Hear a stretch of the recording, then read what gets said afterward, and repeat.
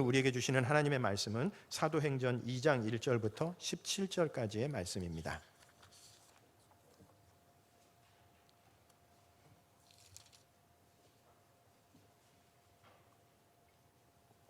신약성경 188페이지 사도행전 2장 1절부터 17절. 조금 길기는 하지만 저하고 한 절씩 나누어서 교독하겠습니다. 사도행전 2장 1절부터 17절입니다. 교독하겠습니다. 오순절 날이 이미 이름에 그들이 다 같이 한 곳에 모였더니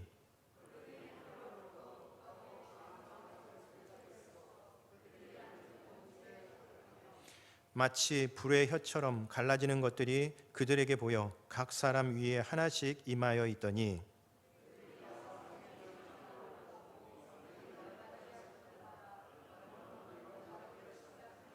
그때에 경건한 유대인들이 천하 각국으로부터 와서 예루살렘에 머물러 있더니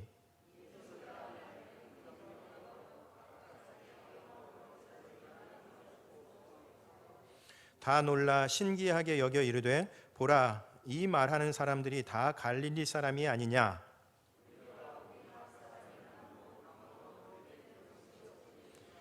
우리는 바데인과 메데인과 엘람인과 또 메소포다미아, 유대와 갑바도기와 본도와 아시아,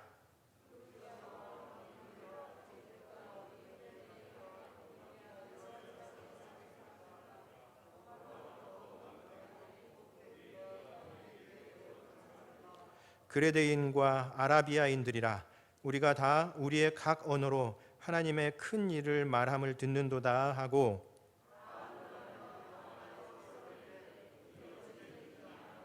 또 어떤 이들은 조롱하여 이르되 그들이 새 술에 취하였다 하더라.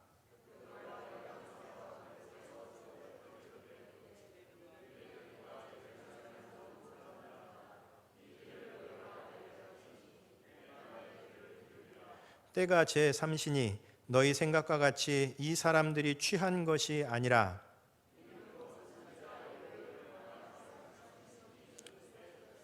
17절 같이 읽습니다.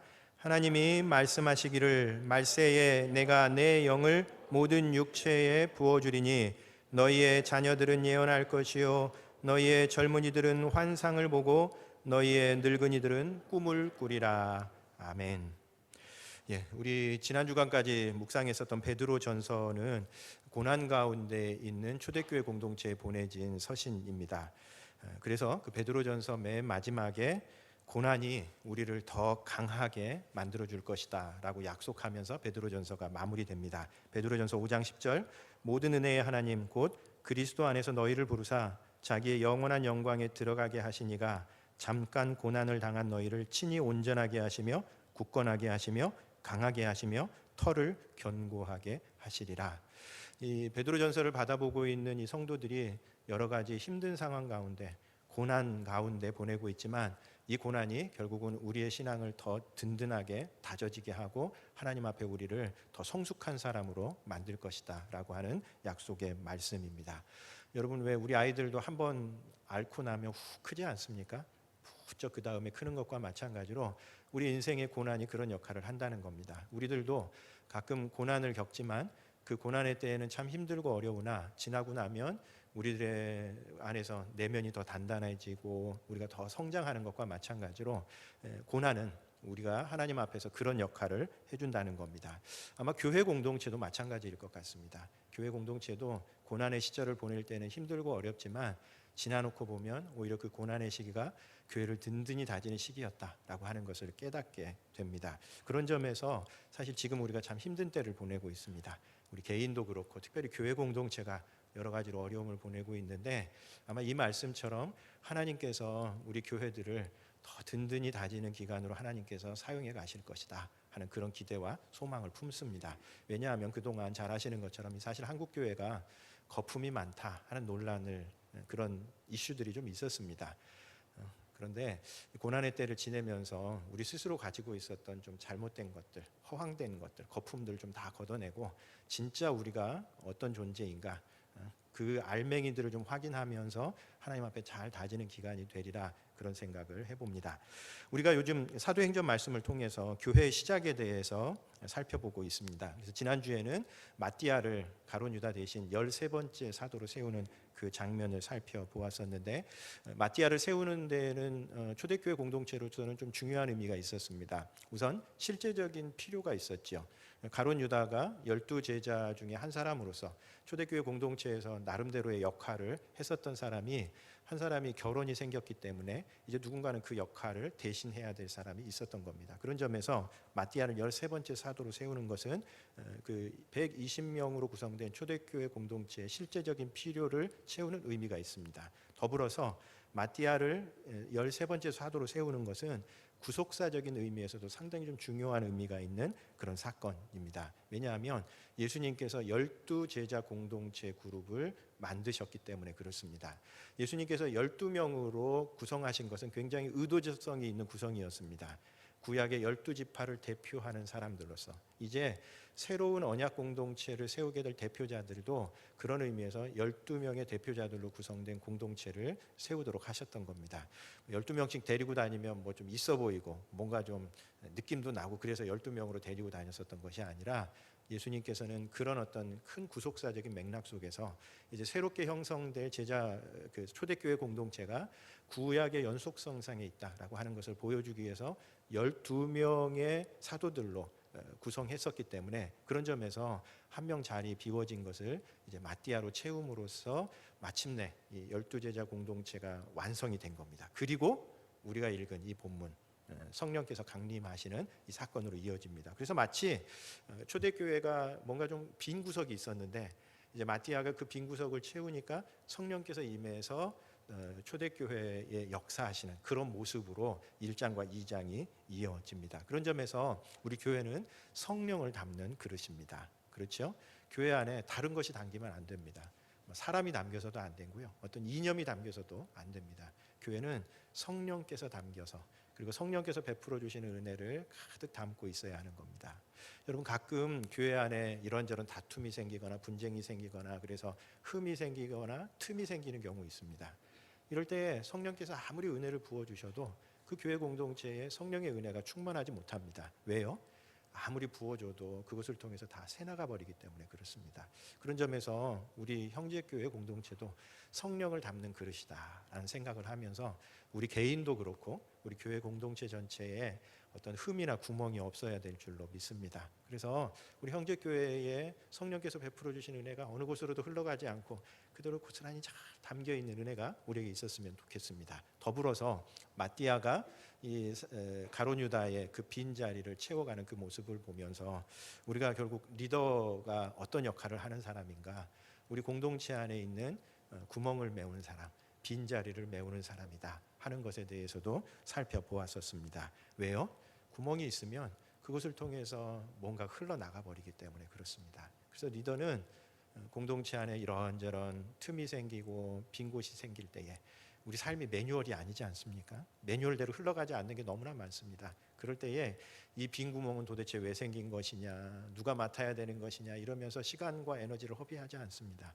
그냥 빈 곳이 있으면 그곳에 가서 누군가는 막아야 하니까 그것을 일단 막고, 그리고 난 다음에 그 다음에 일들을 하는 사람, 그런 사람들이 리더로서의 진정한 모습들을 갖게 된다 하는 이야기입니다. 아마 코로나 상황 그리고 코로나 이후에 어느 때보다 리더십들의 역할이 굉장히 중요하리라고 생각을 합니다. 이 코로나가 지나면서 꽤 많은 공동체는 와해될 수도 있고요, 오히려 이 코로나 상황이 공동체를 더 든든하게 해서 그 이후에 훨씬 더 힘차게 하나님 앞에 모임을 이어갈 공동체로 분명히 나뉘어질 겁니다. 그 차이가 어디서 생길까? 몇 가지 중요한 요인들이 있겠지만 결국은 그 공동체를 구성하고 있는 리더십들이, 그러니까 한두 명의 리더가 아니라 그 공동체를 함께 책임지고 있는 사람들이 어떤 자세를 가지고 이 어려운 때를 보내느냐 하는 것이 그 결과를 팔가름 낼 것이다, 그렇게 생각을 합니다. 그래서 때로는 이런 생각도 좀 합니다.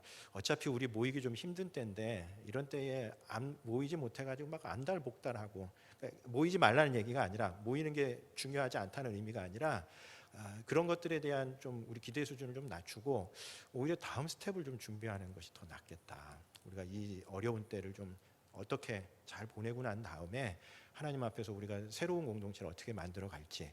왜냐하면 사실 교회 일들이 너무 바쁘게 진행이 되니까 이게 지금 우리가 제대로 된 방향으로 가는 것인지 어떤 것인지 생각도 못하고 그냥 있으니까 하는 것처럼 그렇게 된 부분들이 되게 많거든요.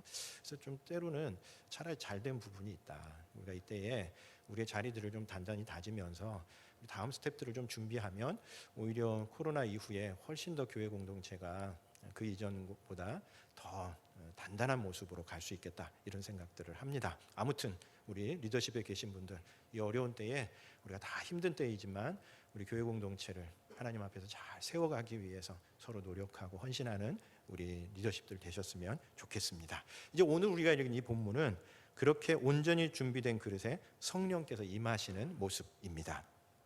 오순절 날에 우리가 아주 잘 아는 그런 내용입니다. 왜냐하면 교회 생일에 관한 말씀이기 때문에 오순절 날에 성령께서 임하시니까 공동체 전체의 바람과 같이 그렇게 공동체 전체를 휘감지요.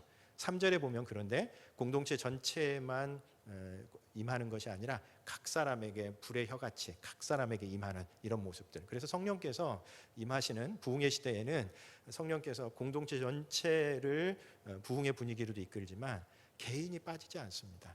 각 사람이 하나님 앞에 부흥을 맛보게 하는 것. 이게 이제 성령의 모습인데 바로 이 초대교회 공동체가 그런 은혜를 맛보았었던 겁니다. 그렇게 각 사람이 성령의 충만함을 받았었던 이런 어떤 성령 충만의 외적인 표식이 무엇이었냐면 방언이었습니다. 그래서 각 사람들이 자신들의 말과 다른 말들을 하는 이 현상이 성령 충만의 한 가지 외적인 표식으로 나타납니다. 5절부터 8절까지의 말씀을 보면 그때 경건한 유대인들이 천하 각국으로부터 와서 예루살렘에 머물러 있더니 이 소리가 나매 큰 무리가 모여 각각 자기의 방언으로 제자들이 말하는 것을 듣고 소동하여 다 놀라 신기하게 여겨 이르되 보라, 이 말하는 사람들이 다 갈릴리 사람이 아니냐? 우리가 우리 각 사람이 난 곳 방언으로 듣게 되는 것이 어찌 됨이냐라고 이야기를 하고 있습니다.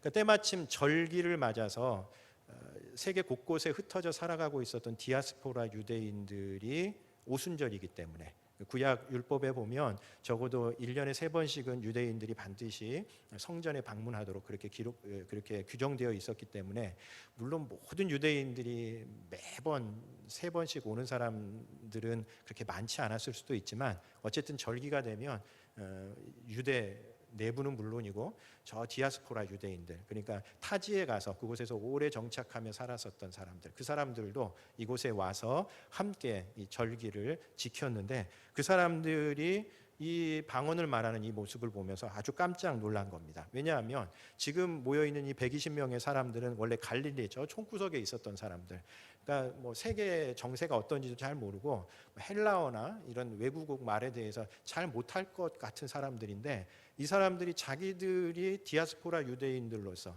자기들이 태어난 곳에서 난곳 방언이 그 말입니다. 자기가 태어난 곳의 언어를 말하는 것을 들으면서 야, 이거 무슨 일이야?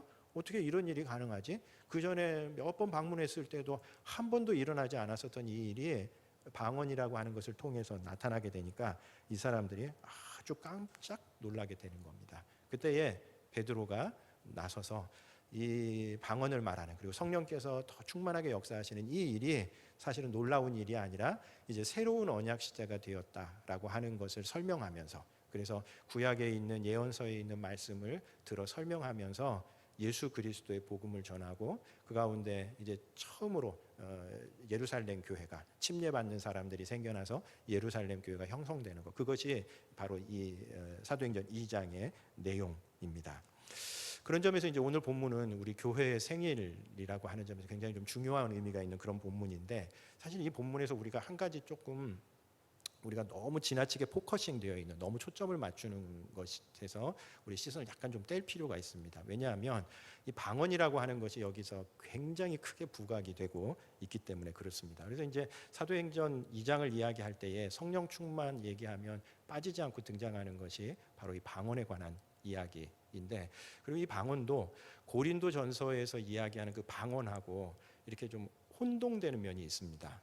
그러다 보니까 고린도 전서에 있었던 그 방언의 현상, 그리고 이제 우리가 최근에 성령 운동을 통해서 맛보았었던 그런 어떤 성령의 경험이 고린도전서에 있었던 이야기하고 비슷하다 보니까 거기에 견주어서 이 사도행전을 읽으려고 하는 그런 경향이 우리 안에 굉장히 많이 있습니다. 그러나 우리가 좀 조심해야 되는데 왜 그런가 하면 고린도전서의 방언과 사도행전 2장에 나오는 방언은 좀 성격이 다릅니다. 가장 큰 차이점은 뭐냐면 고린도전서의 방언은 다른 사람들이 알아듣지 못하는 말이었습니다. 반면에 사도행전 2장의 방언은 외국에 있었던 사람들이 알아들을 수 있는 언어였습니다. 그래서 똑같은 방언이라고 하는 말을 쓰지만 두 개의 방언이 성격이 달랐었던 겁니다. 아마 좀 초자연적인 신기한 언어 현상을 가리켜서 방언이라고 하는 똑같은 말을 쓴다 할지라도 이 사도행전 2장에 있는 이 방언에 포커싱이 되어서 맞춰서 고린도전서의 본문을 들고 와서 이 본문을 읽기 시작하면 우리가 정말 이 성령이 강림하심으로 말미암아, 여러분 성령께서 강림하셨는데 우리가 남들이 알아듣지 못하는 방언을 말하고 안 하고 하는 것이 뭐 그렇게 중요하겠습니까? 전 방언이 안 중요하다는 의미가 아닙니다. 오히려 거기에 우리의 초점이 맞추어지니까 사실은 성령께서 강림하시는 이 사건이 하나님의 큰 구원사에서 어떤 중요성이 있는지를 오히려 놓쳐버리게 된다는 겁니다. 그리고 또 그렇게 보니까 이 좀 이상한 그 성령의 은사에 대한 가르침들도 생겨나게 되는 겁니다. 뭐 예를 들면 성령이 임하시면 가장 먼저 나타나는 은사가 방언이라든지, 왜냐하면 사도행전 2장과 고린도전서를 이렇게 섞어버리기 때문에 그런 겁니다. 전혀 다른 본문인데.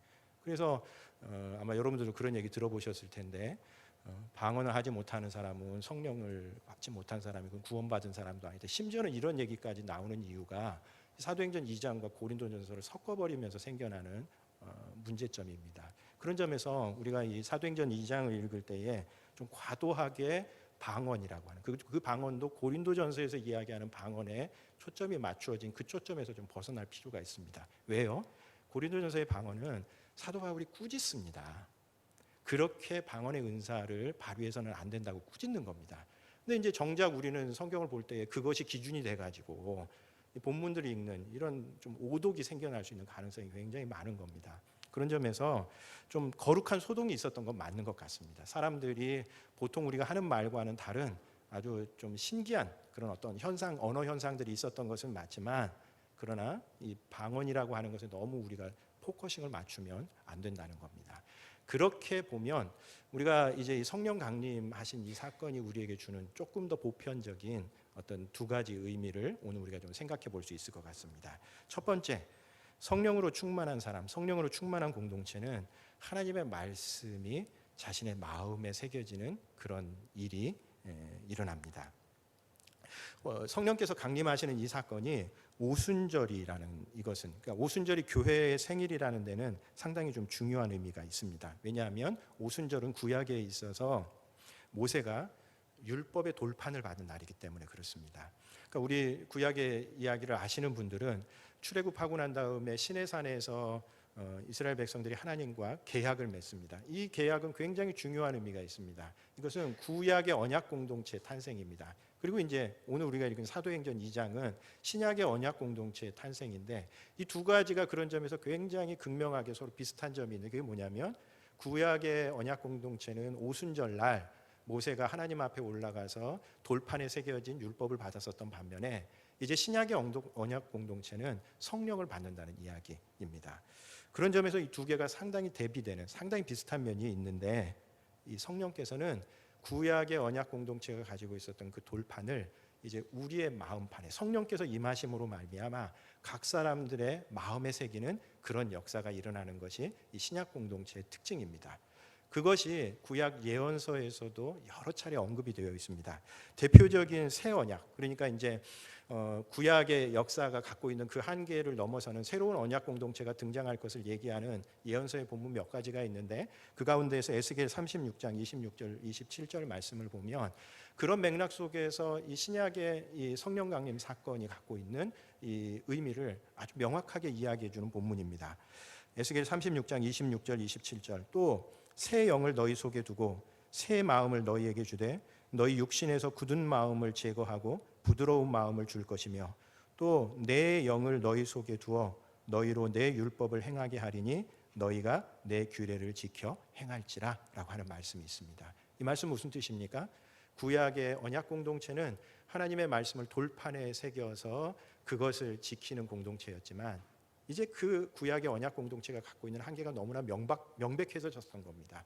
더 이상 하나님의 백성들이 하나님의 말씀을 따라서 살지 않는 그런 삶의 방식이었기 때문에 이제 성령께서 내 영, 하나님의 영이 임하시면 우리의 마음이 부드러워지기 시작하면서 밖에 외부의 어떤 돌판에 새겨진 하나님의 말씀이 아니라 이제 하나님의 그 율법을 성령으로 말미암아 우리 마음판에 새기고 그것을 따라서 살아가는 백성들이 될 것이다 라고 하는 그런 의미입니다. 그런 점에서 성령으로 충만한 공동체, 성령으로 충만한 사람들은 말씀을 밖에 두지 않고요, 자기 마음 안에 간직하고 이 말씀으로 자신의 내면들을 채워가는 그런 사람들입니다. 여러분, 그런 점에서 우리가 말씀 묵상에 힘쓰는 이유가 바로 그것 때문에 그렇습니다. 이것은 빠질 수 없는 하나님의 백성, 새 언약 공동체 백성들의 가장 중요한 특징입니다. 요즘 제가 말씀 묵상에 아주 그냥 엄청나게 올인을 하고 있습니다. 기회만 되면, 때가 되면 계속해서 말씀 묵상을 이야기하고 있습니다. 왜 그런지 아십니까? 그렇게 강조해도 안 하시는 분들이 여전히 계시기 때문에 그렇습니다. 앞에서 그렇게 얘기하든 뭐 하든 나는 내 나름대로의 신앙생활 방식이 있어서요, 그대로 고집하는 그런 분들이 여전히 있습니다. 여러분, 성령께서 우리의 마음에 하나님의 말씀을 새기는 것, 이것이 새 언약 공동체 백성들의 가장 중요한 특징입니다. 그래서 좀 힘들고 어려우시더라도 처음엔 좀 어색합니다. 그러나 우리가 구약 백성들하고 다른 게 뭐겠습니까? 말씀을 바깥에 두지 않고 우리 마음 안에 새기는 겁니다. 대체로 신앙생활 하시는 분들이 그냥 일주일에 한 번 예배 시간에 성경 펴고 그리고 난 다음에 성경 저 책꽂이에다 꽂아놨다가 그 다음 일주일에 다음 주일에 올 때에 털털 먼지 털고 오지요. 요즘은 뭐 성경책도 안 갖고 오잖아요. 그냥 아무 의식 없이 그냥 핸드폰에 모든 게 다 담겨 있으니까. 여러분, 그렇게 신앙생활하면 우리가 구약 백성들하고 하등 다를 바 없는 사람들이 되는 겁니다. 좀 힘들고 어려우시더라도 하나님의 말씀으로 우리의 마음을 채워가기 위해서, 우리의 마음이 하나님의 말씀으로 부드러워지도록 우리가 그 말씀 묵상에 굉장히 힘쓰는 사람들이 되어야 한다라는 이야기입니다. 여러분, 그 김기현 목사님이 쓰신 바쁜 직장인을 위한 한 줄 묵상이라는 책이 있습니다. 우리 채널에도 좀 올렸는데, 이게 직장인들만을 위한 말씀 묵상 방법이 아니고요, 사실은 가장 기본이 되는 말씀 묵상 방법입니다. 우리가 사실 매일 성경 본문도 어떻게 보면 묵상하기에 너무 긴 본문입니다. 그냥 그 가운데에서 한 절 딱 붙잡으면 됩니다. 그래서 거기 김기현 목사님도 그 이야기 하시죠. 자기에게 오늘 읽어야 될 말씀 가운데에서 너무 바쁠 때에는 그 가운데에서 내게 부딪혀오는 말씀, 아니면 한 구절도 괜찮습니다. 한 절이 아니어도 괜찮습니다. 아니면 한 단어라도 괜찮습니다.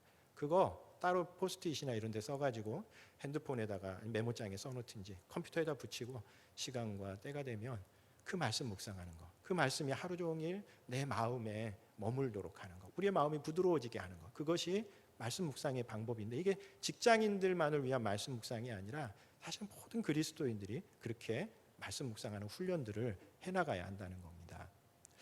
좀 개인적인 말씀을 드려서 좀 죄송하긴 한데, 저는 지난 금요일 날 우리 이사야서 말씀 이제 처음 묵상하는 이 시작인데, 저는 슬프다라고 하는 이 단어가 그날 하루 종일 제 머리와 마음속을 맴돌았습니다. 거기 말씀 보신 분들은 아시겠지만, 슬프다라고 하는 이 단어는 이사야가 처음으로 내놓았었던 단어입니다. 그런 점에서도 의미가 있죠. 그런데 이 단어가 왜 의미가 있냐면, 나중에도 한번 그 본문을 가지고 우리 교우들하고 한번 나누고 싶은 생각이 있는데, 이 예언자들의 이 언어는 하나님의 마음과의 교감 속에서 이루어지는 언어입니다. 그래서 아브라함 헤셸이라고 하는 사람은 예언자들을 정동의 사람이라고 그렇게 규정을 했는데, 저는 예언자들을 가장 잘 규정한 말이라고 생각합니다. 정동이라고 좀 어렵게 표현되어 있는데 파토스의 사람이라는 겁니다. 쉽게 얘기하면 하나님의 마음에 공감하는 사람들. 그래서 이사야가 슬프다라고 하는 말로 자신의 예언을 시작하는 이유는 그 당시 유대 백성들을 향한 하나님의 마음이 슬펐기 때문에 그렇습니다. 이사야서 곳곳에서 그 하나님의 서글픔, 하나님의 안타까움이 그 가운데 나타납니다. 어떤 안타까움들이 나타납니까?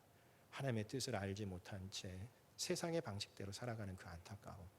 자신이 지금 어떤 영적인 상태인지, 영적으로 피폐해 있는데도 그것도 깨닫지 못하고 하나님 앞에 매를 맞으면서도 돌아오지 않는 그 모습을 보면서 하나님이 너무 슬프셨던 겁니다. 그리고 그 마음에 공감한 예언자가 내뱉은 첫 번째 말이 슬프다라고 하는 말입니다. 슬프다라고 하는. 이 코로나 상황에 하나님의 마음이 다 담겨져 있다는 생각이 들었습니다. 코로나로 인해서 어려움을 겪는 사람들, 두려워하고 있는 사람들 보면서 하나님이 안타까워하시는 거고요. 그 가운데 자신의 영적인 상태가 어떤지도 잘 알지 못하고 피폐해가는 자신의 영적인 상태도 인지하지 못하고 하루하루 힘들게 살아가는 그 모습을 보면서 하나님께서 슬퍼하시는 겁니다. 안타까워하시는 겁니다. 신약 공동체 하나님의 백성들은 하나님의 말씀으로 우리의 심령들을 채우는 사람들입니다. 두 번째, 성령은 새로운 세계를 꿈꾸게 하십니다. 사실은 이것이 이 사도행전 2장에 나오는 성령 충만함으로 말미암아 그리고 그 가운데 방언이 나타내고 있는 바가 바로 이 의미입니다. 성령 강림은 이제 옛 세대가 끝나고 옛 세계가 끝나고 새로운 시대가 시작되었다라고 하는 것을 알리는 신호입니다. 그리고 그것의 외적인 증거, 그것을 사람들이 잘 알아보지 못하니까 그것의 외적인 증거로 이 방언을 말하도록 하신 겁니다. 여러분, 방언이 나타낸 상징적 의미가 뭘까요? 이것은 언어의 소통입니다. 그 이전에는 바벨탑의 죄로 말미암아 인류가 더 이상 소통하지 못하고 더 이상 하나 되지 못하고 더 이상 계속해서 갈등하고 서로 경쟁하는 그런 시대 속에서 이제 성령께서 임하심으로 말미암아 옛 세상과는 다른 새로운 세상이 열릴 것에 대해서 보여주시는 겁니다. 그래서 성령으로 충만한 사람들은 지금 우리가 살아가고 있는 이 세계 너머를 바라보고 그 세계를 꿈꾸기 시작합니다. 그것이 바로 요엘서가 이야기하는 성령 시대의 특징입니다. 2장 17절 하나님이 말씀하시기를 말세에 내가 내 영을 모든 육체에 부어주리니 너희의 자녀들은 예언할 것이요 너희의 젊은이들은 환상을 보고 너희의 늙은이들은 꿈을 꾸리라고 하는 이 말씀은 세대에 따라 다르다는 의미가 아닙니다. 젊은 어린이들은 자녀들은 예언하고 젊은이들은 환상을 보고 늙은이들은 꿈을 꾸리라고 하는 것이 아니라 이 모두 다가 새로운 세계에 대한 성령께서 임하심으로 말미암아 그렇지 죄로 물든 이 세상과는 다른 하나님께서 열어가시는 새로운 세계가 있다라고 하는 그 꿈과 비전과 예언도 미래 세계에 대한 예언이지 않습니까? 그것 속에서 모든 사람들이 살아갈 것이라고 하는 남녀노소를 불문하고 새로운 세계, 하나님께서 열어가실 그 새로운 세계에 대한 비전과 꿈을 가지고 살아갈 것이라고 하는 그 말씀인 겁니다. 그래서 성령께서 임하실 때 남녀노소 누구도 가릴 것 없이 하나님께서 그 열어가실 그 세계에 대한 꿈과 소망 속에서 가슴 벅찬 가운데 살아가게 되는 겁니다. 그래서 성령으로 충만한 사람들은 지금의 현실에 절대 안주하지 않습니다. 이 세계가 전부라고 절대 생각하지 않습니다. 세상은 우리들로 하여금 상상하지 못하도록 만듭니다. 이것과는 다른 세계가 있다고 꿈도 꾸지 말라고 얘기합니다. 이 세계에 너희가 적응하면 살아남는 것이고 적응하지 못하면 너희들 도태되는 것이라고 그렇게 얘기하지만 성령으로 충만한 사람들은 동의하지 않습니다. 왜냐하면 하나님께서 열어가시는 새로운 세계가 있기 때문에 그렇습니다. 남녀노소를 불문하고 그 새로운 세계에 대한 비전과 꿈을 가지고 예언하면서 살아가는 것, 그것이 성령으로 충만한 사람들의 특징입니다. 그런 점에서 오늘 우리들에게도 성령으로 충만한 사람들은 절대 현실의 세계에 안주하지 않습니다.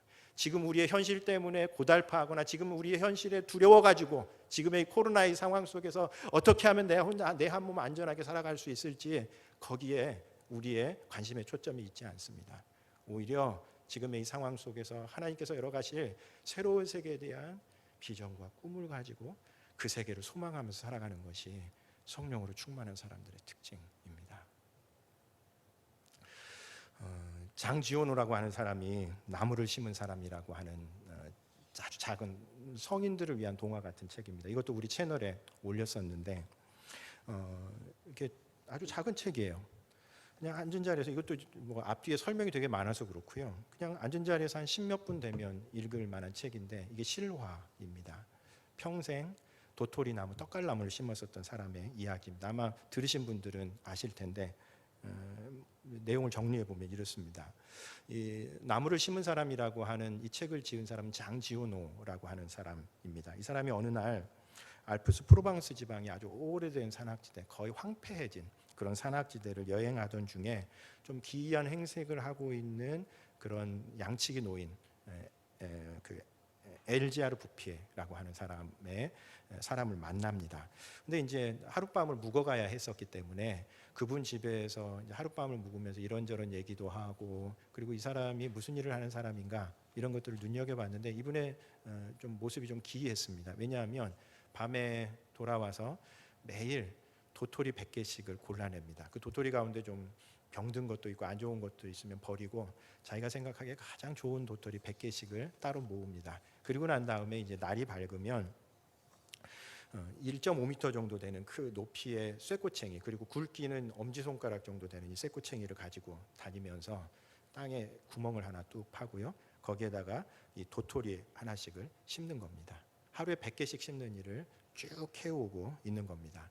그 땅이 자기 땅이냐 하면 그렇지 않습니다. 누구의 땅인지도 잘 모르는 곳입니다. 그냥 황폐해진 곳인데 그곳에 떡갈나무를 심어서 그곳을 바꾸겠다라고 하는 그런 꿈을 가진 사람인 겁니다.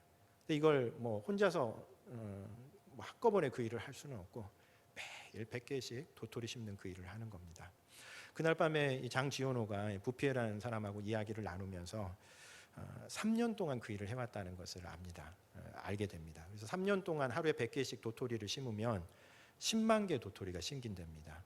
그 통계 숫자인데 그 10만 개 가운데에 5분의 1, 2만 개에서 싹이 난답니다. 그 5분의 4는 그냥 죽는 겁니다. 그리고 그 가운데에서 5분의 1 정도, 2만 개가 싹이 나고, 그리고 싹이 난 2만 개 가운데에서 절반은 그냥 죽는답니다. 마찬가지로 다른 동물이 와서 먹어버리든지 아니면 병약해서 죽든지 죽고, 그 가운데에서 10,000그루가 자란답니다. 그러니까 10만 개를 그렇게 도토리를 심으면 10,000그루의 떡갈나무가 자란 겁니다. 3년 동안 그 일을 한 겁니다. 그리고 난 다음에 이제 지오노가 자기 삶으로 돌아왔는데 이때 1차 대전이 일어납니다. 그러니까 유럽 사회가 아주 엄청나게 뒤집어지는 그런 상황이었었죠. 그래서 1차 대전이 일어나서 이 지오노라고 하는 사람이 5년 동안 전쟁터에서 보냅니다. 얼마나 힘들었겠습니까? 전쟁터에서 그야말로 사활을 오가는 그런 상황 속에서 아주 힘들고 보내고 난 다음에 다시 그곳에 가봤더니 여전히 부피에가 전쟁에도 아랑곳하지 않고 하루에 100개씩 도토리를 심는, 떡갈나무 심는 이 일을 계속해서 하고 있었던 겁니다. 그렇게 10년 동안을 했는데 변화들이 조금씩 나타나기 시작하는 거예요. 그래서 그 전에는 황무지였었던 곳이었는데 그곳에 이제 조금씩 물이 흐르기 시작하고요, 떡갈나무만 있는 것이 아니라 이제 다른 나무들과 꽃들도 그 가운데서 함께 피어나고 있는 겁니다. 부피에가 100개씩 도토리를 심는다는 이 사실은 다른 사람들이 잘 모릅니다. 그래서 사람들은 어느 날 와가지고 이곳이 진짜 아름답게 바뀌었네 이렇게 얘기하지만, 여기 장지오노는 그게 바로 매일 100개씩 심었었던 도토리의 효과라고 하는 것을 알고 있는 겁니다.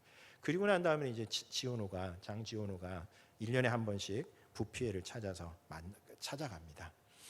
1939년에 2차 세계대전이 일어나는데요. 그러니까 이제 이 시기가 유럽 사회로서는 굉장히 힘든 시기였었던 겁니다. 부피에는 그런 것에 아랑곳하지 않고요, 하루에 100개씩 도토리 심는 일을 계속해서 해나가는 겁니다. 이 지오노가 1947년에, 그러니까 87세의 부피에를 만난 것이 마지막 만난 것인데, 그 하루에 100개씩 심었었던 별것 안 되는 그 100개씩 심는다고 무슨 뭐 산이 변화가 생길까? 이렇게 생각할지 모르지만 오랜 세월 꾸준하게 그 일을 함으로 말미암아 이곳에 큰 변화가 나타난 것을 실감합니다. 예를 들면 처음 부피에를 만났을 때 그곳은 한 10명 정도 가정 정도가 그야말로 척박한 땅에서 살아가는 그런 곳이었었습니다. 그런데 이제 그곳에 동네가 형성되기 시작했고요. 그리고 샘이 흐르고, 그전에는 아주 마른 그런 그 바람이 불고 있었던 곳이었는데 이제 숲이 형성되고 꽃이 피고 그러면서 부드러운 향긋한 냄새를 심은 바람도 실려오기 시작했고요. 샘에는 물이 넘쳐 흐르기 시작했고, 마을 사람도 28명이나 되었는데 그 가운데는 4쌍의 젊은 부부도 생겼습니다. 젊은 부부가 그곳에 왔다는 건 무슨 뜻일까요? 그 땅이 미래가 있는 땅이 되었다는 그런 뜻입니다. 그래서 장지원호가 이 책을 쓸 때쯤에는 이곳이 아름다운 마을로 바뀌기 시작하면서 각종 채소와 꽃들이 만발했고, 그리고 건강과 번영으로 활기찬 그런 고장이 되었고, 그곳에 10,000명 넘는 사람들이 함께 정착해서 생활하는 아름다운 마을을 이루게 되었었다. 이 모든 변화가 하루에 100개씩 도토리 나무를 심었었던 그 부피해로 말미암아 일어난 것이다 라고 하는 책의 내용이 바로 이 나무를 심은 사람이라고 하는 책입니다. 모든 사람들이 다 현실에 급급하고 있었을 그때에 부피해는 그 너머를 바라볼 수 있었던 겁니다. 그런 점에서 오늘 우리도 마찬가지입니다. 우리가 살아가는 이 현실이 우리를 굉장히 힘들게 만듭니다. 이 상황 속에서 우리의 생존, 여기에 적응하느냐 적응하지 못하느냐가 우리의 생존을 가를 것이라고 우리에게 위협합니다. 그러나 성령으로 충만한 사람들은 이 세계가 끝이 아니라고 하는 것을 압니다. 지난주 우리 리더들 같이 모여서 함께 세미나하는 가운데에 코로나로 인한 세계의 변화, 세상의 변화에 대해서 몇 가지 이야기하는 중에 되게 좀 인상적인 내용들이 몇 가지가 있었습니다. 그 중에 한 가지가 세상의 양극화가 굉장히 심해질 것이다. 부자인 사람들은 더 부유해질 거고 가난한 사람들은 더 힘들어질 것이다 라고 하는 것을 많은 사람들이 공감합니다. 실제로 그런 일들이 우리 안에서 이미 벌어지고 있고요. 그전에도 그랬지만 훨씬 더 심각해질 겁니다. 그래서 많은 사람들이 자본주의가 정말 끝에 다다른 거 아닌가 그런 생각을 합니다. 왜냐하면 모든 사회 체계가 양극화가 심해질 때 이 사회 체계는 절대 건강하게 스스로 버텨내지 못합니다. 그리고 더불어서 이 배제와 차별의 생각들이 사람들에게 훨씬 더 깊어질 것이다 라고 하는 것도 우리가 예상할 수 있는 그런 변화입니다. 왜냐하면 그 사람들이 무엇을 안고 올지 두려운 대상들이 되기 때문에 그렇습니다. 아닌 게 아니라 지난주에 실제로 우리 교회에 지방의 목사님들이 온다는 그 소식을 들었을 때에 제 안에서 일어났었던 아주 기본적인 가장 첫 번째 감정적인 반응은 뭐였냐면 혹시라도 하는 반응이었습니다. 외부인들이 오면 어떡하지? 여러분 사실 생각해 보면 함께 동역하고 있는 이 사람들이 와서 함께 한다는 것이 얼마나 기쁜 일입니까? 근데 이제 우리는 외부인들에 대해서 담을 높이 하기 시작하고요. 그리고 다른 사람들을 적대시하는 그런 세계로 빠르게 바뀌어갈 겁니다. 이미 우리 주변에서 일어나는 일들은 그런 세계가 되었고 그게 나라들 사이에서만 일어나는 일이 아니라 우리들 안에 이미 그런 것들이 형성되어 있을 겁니다. 근데 이것은 성경이 우리에게 얘기하는 세계와는 다른 세계입니다. 그렇죠. 방언을 통해서 서로 소통하는 공동체를 이루어야 하는데 서로 높은 벽을 쌓고 서로를 배제하면서 너는 우리 공동체의 사람이 아니고 너는 타인이고 이방인이다. 그러면서 차별하는 이런 세계가 되어가는 것, 이거 우리가 절대 묵과할 수 없는 일입니다. 그런 점에서 성령으로 충만한 사람들은 지금의 이 현실에 우리의 시선이 갇히지 않습니다. 하나님께서 새로운 세계를 만들어 가시고 새로운 세계를 열어 가실 것이라고 하는 그 기대와 소망 가운데에서 마치 부피해가 하루에 100개씩 도토리 나무를 심었었던 것처럼 우리는 세계를 바꿀 수 없습니다. 그럴 능력은 우리에게 없습니다. 그러나 하루에 100개씩 도토리는 심을 수 있습니다. 그렇게 심으면 그것이 하나님께서 바꾸어 가시는 그 세계의 아름다운 자산이 될 줄로 믿습니다. 여러분 우리 참 힘든 시대를 보내고 있습니다. 그러나 답답한 현실에 눌리지 말고 우리 성령으로 충만한 사람들처럼 하나님께서 열어가실 새로운 세계를 꿈꾸며 성실하게 하루하루 살아가시는 우리 교우님들 되시기 바랍니다. 기도하겠습니다. 몇 가지 교회 소식 알려드리도록 하겠습니다.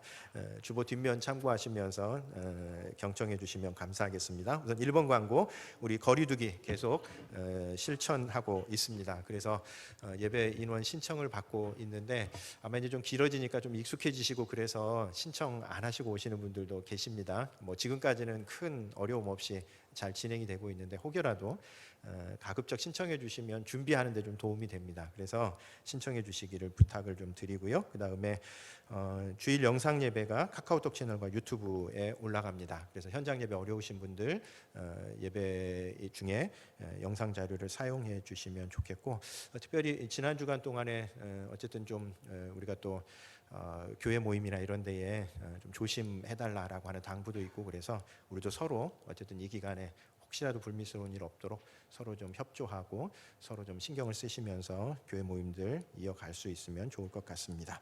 3번 광고. 원래 지난주와 이번 주 2주에 걸쳐서 우리 형제교회 일꾼 워크숍을 가지려고 계획하고 있었는데, 이번 주 모임은 한동안 좀 연기하도록 그렇게 하겠습니다. 사실은 이제 좀 이런 상황들이 약간 예상이 돼서 약간 좀 부랴부랴 좀 모이려고 그랬더니 이 코로나가 한 끗 차이로 도와주지를 않네요. 그래가지고 좀 아쉬움은 있지만 그래도 아마 이 상황 좀 개선되면 우리가 두 번째 시간으로 좀 가지려고 생각하고 있습니다. 지난주에 첫 모임 하면서 좀 여러 가지 생각들을 좀 하게 됐습니다. 우선 우리가 한 5개월 만에 오후 모임을 가진 건데 피곤하더라고요. 그래서 이게 지금 우리가 익숙해지고 있구나. 예전 같으면 뭐 전혀 피곤함 느끼지 못할 텐데 오랜만에 하니까 좀 피곤함을 느끼는 그런 차이가 하나 좀 느껴졌고, 또 한 가지는 우리 교회가 뭐 그렇게 큰 규모의 교회 아닌데 그래도 우리 내부에서 지금 우리 일어나고 있는 어떤 세계의 변화 이런 것들에 대해서 일목요연하게 정리해 주시고, 또 그거 가지고 우리 재직들끼리 함께 주요 일꾼들끼리 함께 이야기할 수 있다는 게 굉장히 좀 개인적으로는 아주 행복했습니다. 그래서 저도 사실 이렇게 엇갈리는 정보들이 굉장히 많은 상황 속에서 지금의 상황을 좀 정리하는데 도움이 좀 됐습니다. 이제 한 끗 차이로 오늘 사실 좀 모여서 교회 여러 가지 현안들, 특별히 리더들이 어떻게 중심을 잘 잡아야 될지 이제 그런 것들 좀 함께 이야기했으면 좋을 텐데 잠시 좀 연기하도록 하겠습니다. 나중에 상황이 좀 나아지면 그때 가서 다시 한번 모이도록 하겠습니다. 4번 광고. 우리 다락방별로 지금 필사성경 만들고 있습니다. 그래서 뭐 이미 다 쓰신 분들도 있고 그렇던데 다락방별로 밑에 사무국에 내려가시면 필사성경 종이를 받으실 수 있습니다. 그거 받으셔서 그래도 나름 성취감도 있고 괜찮습니다. 그래서 적은 거 썼는데 책 한 권 이렇게 만들어지고 그러면 나중에 뿌듯한 느낌도 있고 그러니까 오셔서 필사성경 다락방별로 만드는 일에 서로 협조해 주시면 고맙겠습니다. 그리고 큰 2번 보시면 우리는 한 가족입니다에 지난주에 우리 유기숙 집사님 아드님이 결혼을 했습니다. 그래서 감사의 마음을 담아서 떡을 준비하셨습니다. 그래서 아마 예배 마치고 집으로 가실 때에 떡 하나씩 들고 가셔서 기쁨 나눠주시면 좋겠고, 나중에 유 집사님 뵈면 인사해 주시면 고맙겠습니다. 그리고 오늘 우리 반가운 손님들이 두 분 방문하셨습니다. 외국에서 오신 우리 조동균 선교사님, 박철수 선교사님 부부가 방문하셨는데 격리 기간 끝내고 오셨습니다. 잠깐만 좀 나와서 인사 좀 해주시면 좋을 것 같습니다.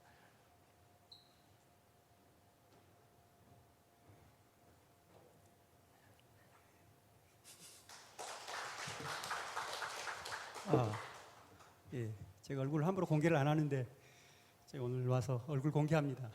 조동균 선교사고요. 제 안에 박철수 선교사. 저희 중앙아시아 카자흐스탄에서 6월 22일부터 22일 날 들어와서 자가격 2주 끝나고 검사 받고 저희 안전합니다. 저희랑 악수하셔도 괜찮습니다. 무슨 하려고 그랬는데 잊어버렸네. 너무 반갑고요.